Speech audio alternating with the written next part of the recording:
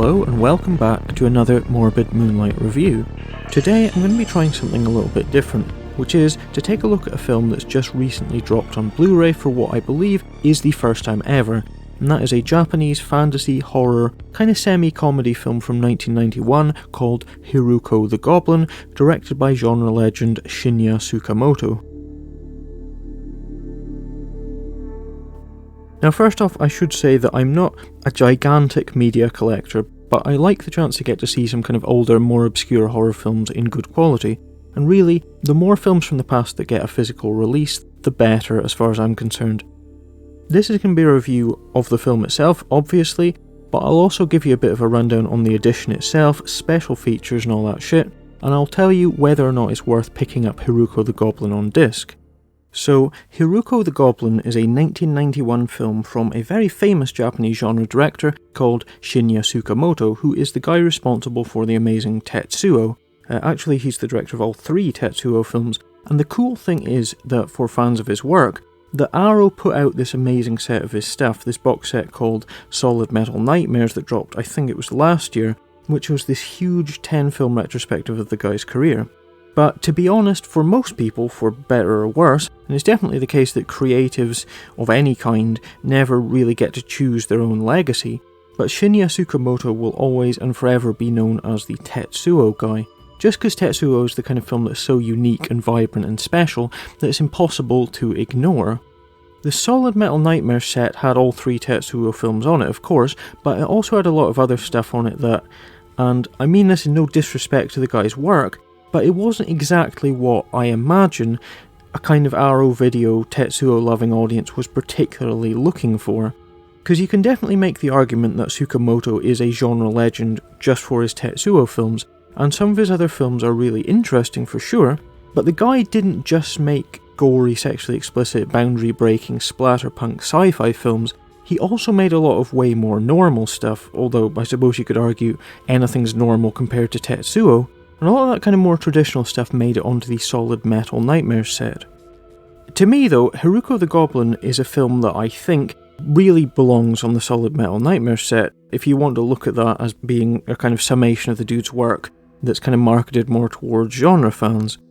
HIRUKO is his second film, which was made between Tetsuo and Tetsuo 2, and it's a lot more fun, it's a lot more straightforwardly kind of genre friendly. I think maybe the reason that it didn't make the cut on the Arrow set is, to be absolutely honest, that it's not pretentious enough, although I know that's just me kind of oversimplifying things. Tsukamoto is a director whose work has earned him a fair bit of critical recognition, and people looking at his films in a scholarly way that tends to bring with it a certain baggage, a baggage that doesn't allow for the fact that most directors, especially when they start out, aren't just one thing or the other, but are still finding their feet and developing their styles. Tsukamoto might have been one of the most unique filmmakers in the business, making films the likes of which the world had never seen before, but he was also somebody who wasn't just Tetsuo, and when he was given a chance to adapt this popular manga series for a big studio with a decent budget, instead of the kind of grueling zero-budget slog that he'd experienced with Tetsuo, Tsukamoto agreed to direct HIRUKO the Goblin, which was to be only his second film, and it's generally seen as his attempt to try something that's more mainstream, something that wasn't quite so personal, that would appeal to a broader audience than the kind of deliberately provocative body horror porn of the Tetsuo films. So, HIRUKO the Goblin, or Yokai Hunter HIRUKO, is a loose adaptation of a few chapters of the Yokai Hunter manga series, of which Shinya Tsukamoto was apparently a fan. We follow our lead, Professor Haeda, who is this kind of slightly dotty eccentric who investigates mysterious events. He goes to this very beautiful, peaceful town in the country where people have been disappearing from the local school. Masao is a teenager who lives a quiet, uneventful life, but soon Masao and the professor will team up as they find themselves up against this ancient evil that tears apart the townsfolk's quiet, peaceful lives. So HIRUKO the Goblin is an interesting film because it balances quite a few different tones, but at its heart, it's fundamentally this really crazy, vibrant film that kind of explodes about from one thing to the next with this kind of boisterous slapstick energy. It's not a full-on kind of gore comedy like Evil Dead 2 or the work of Tsukamoto's contemporary Peter Jackson, but it's got moments of comedy to it and a kind of fun feel overall. A lot of this comes down to our heroes, the young Masao and Professor Haida, who we spend most of the film with, and to be honest, there aren't a whole lot of other supporting characters, but that's fine, because these two are just a lot of fun to be around. The strange thing though is that although the Professor is shown to be the kind of more knowledgeable and courageous of the two, he's not an out and out hero in the sense that he's still prone to doing silly things and being totally out of his depth. And that means that we always get the sense that our characters are totally unequipped to deal with the craziness that they're faced with. In a way, their dynamic, which is what kind of really drives HIRUKO the Goblin, isn't this kind of yin and yang thing of two contrasting personalities that complement each other. To be honest, they're both fairly comedic characters, and in another film, either of these characters could end up as being the comic relief to a more kind of obvious straight hero. That means that this isn't this kind of titanic struggle of good against evil with a daring hero going up against these horrible monsters, but more a story of two kind of everyman, ordinary kind of guys thrust into the deep end and scrabbling around frantically to survive. It's almost like a kind of Scooby-Doo and Shaggy dynamic where they're both very scared and they kind of keep each other going.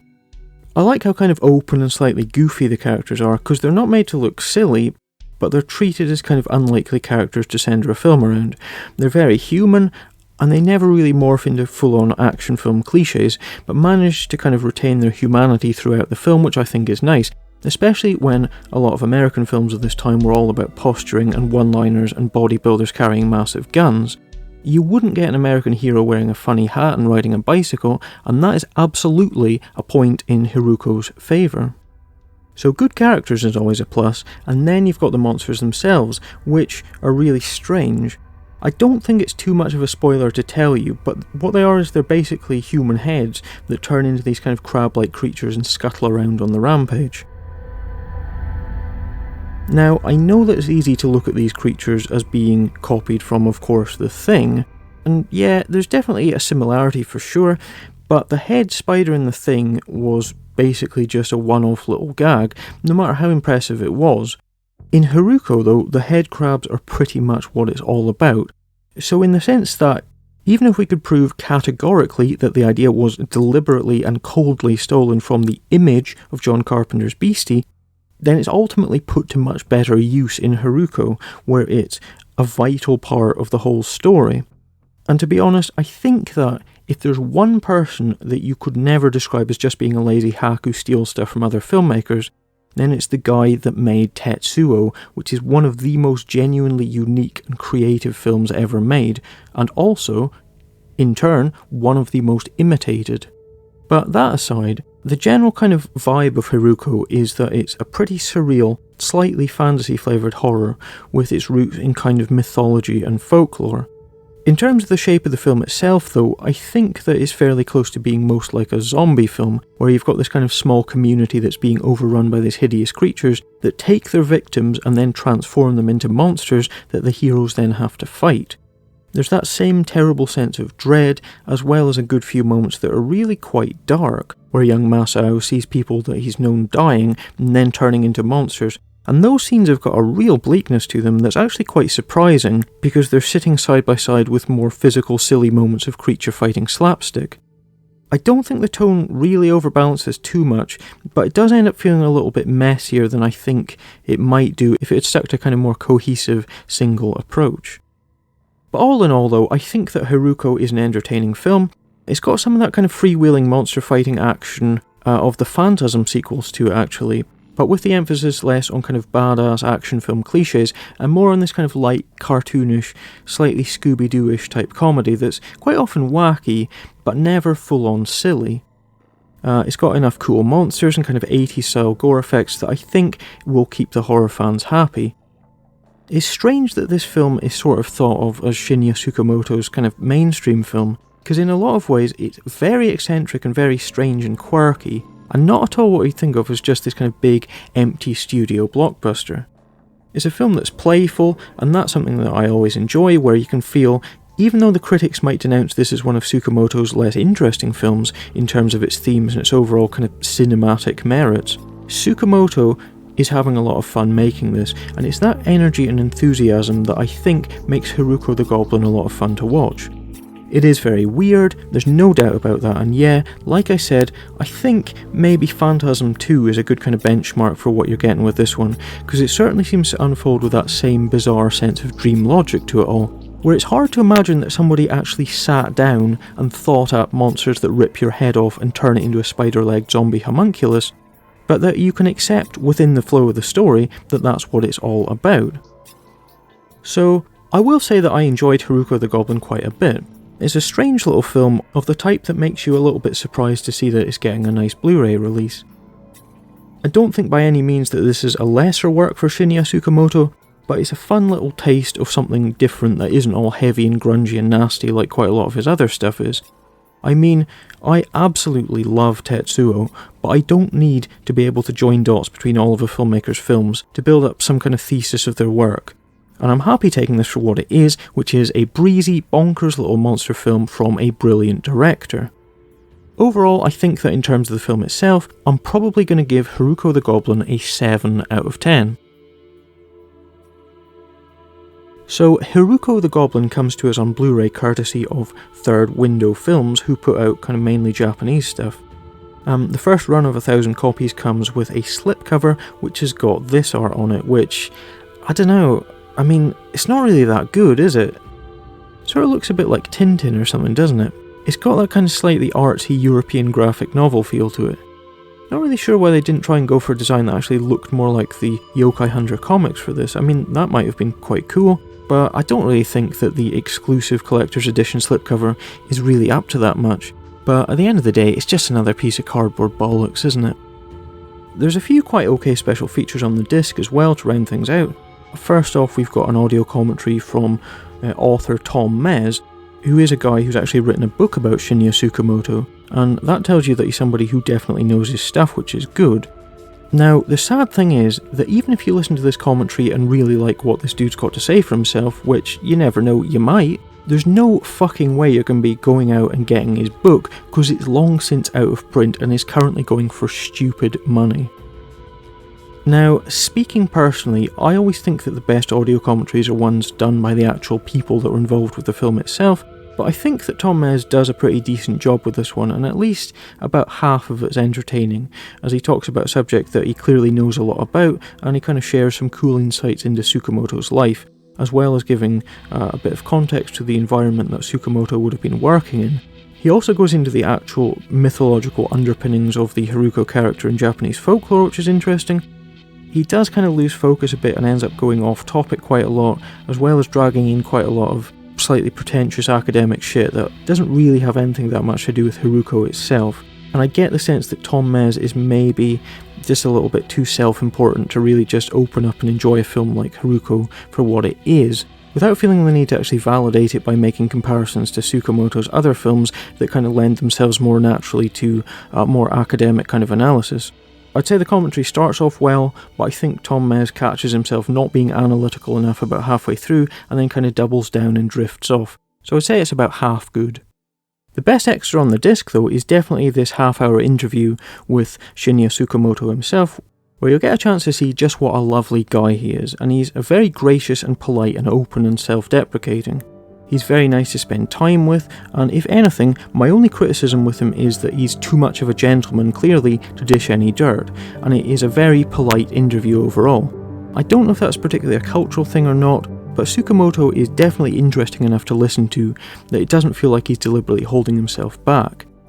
To be honest, I've more of an issue with the questions that he's being asked, which seem to be slightly disingenuous, in that they're constantly asking Tsukamoto why HIRUKO is different from his other films, or in trying to draw kind of thematic connections between HIRUKO and his other more personal films, but it's a good interview all the same. Then we've got a few other bits and pieces of older behind the scenes stuff, including about 10 minutes of creature effects footage that's interesting to see, and finally there's this 7-minute vintage interview with the younger Tsukamoto where he's a little bit more kind of open and rebellious seeming, and less of the refined, gracious gentleman that he'd evolve into. He makes a few points that he'd go on to repeat in the modern interview, but I'd say that it's different enough to be worth a look. All in all though, with the interview and the commentary, you get quite a decent sense of HIRUKO the Goblin as a piece of film history, certainly enough to pique your interest in diving deeper. And the good news is, that a good deal of Tsukamoto's filmography is now available, most of it on Blu Ray. If you watch HIRUKO and really like it, then definitely try and get your hands on the Arrow Solid Metal Nightmare set if you don't already have it. Other than that though, I'd say there's some decent special features on this one. I'd probably rate the extras, the edition overall, about a 6 out of 10 in terms of being entertaining and good value for money, but I'd say that the best reason to pick this up is, of course, for the film itself. This is, I'm pretty sure, the first time that HIRUKO the Goblin's actually been available on Blu Ray, and for that reason it's definitely a good one to grab. The 90s do often get a bad rap from horror fans, although I will say in this case that HIRUKO definitely feels a lot more like a later 80s film, but that's definitely not a bad thing. But it is a film that's quite a square peg in a round hole really, in terms of its director's filmography, but also when you compare it to a lot of other stuff that was coming out in Japan at the time. It's a difficult one to pin down, with a kind of childlike feel to some of it that's kind of mixed with weird, dreamy ideas, some moments of gushy 80s gore, and this kind of manic, cartoony energy. It's a lot of things at once, but I don't think that it feels overloaded or chaotic, and to me, that's the mark of a good director, somebody who can balance all those different things and make something that still works for what it is. So there you go, that was a look at HIRUKO the Goblin from Third Window Films, its first ever Blu-ray release. Hope that you've enjoyed what I've had to say. Let me know if you're keen to see more Blu-ray reviews in the future. It's something that's a little bit different, but I've definitely enjoyed it. Remember, please try and support physical media wherever you can, because if people stop buying them, then they'll stop releasing them, and that means that we won't get a chance to see more weird and wonderful obscure little oddities from the past. So do your bit to support all these amazing physical media companies whenever you can, because they're doing a great job, and I shall see all of you fuckers again at some point in the future for some more morbid Moonlight Media reviews.